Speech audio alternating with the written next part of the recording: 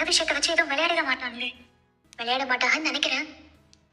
அவங்களுக்கு மயிலக்காவோட வாழ்க்கை மேல கொஞ்சமாவது அக்கறை இருந்தா இந்த மாதிரி எதுவும் பண்ணி வைக்க மாட்டாங்க. எல்லாரும் உள்ள போயிட்டாங்க. நான் என்னன்னு பாத்துட்டு உனக்கு கூப்பிடுறேன்.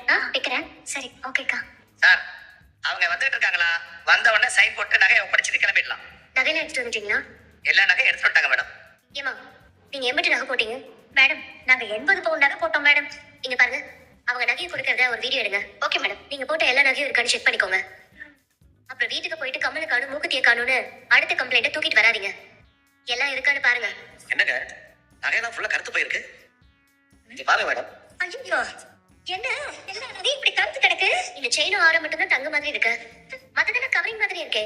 ஐயோ, நாங்க கொடுத்த தங்க நகையில ஆட்டைய போட்டுட்டு, ஐயோ இந்த தங்க நகையில ஆட்டைய போட்டுட்டு, ஐயோ அத்தனையும் கவர். இந்த கேள்விக்கு பேர் வழியா இருக்கு.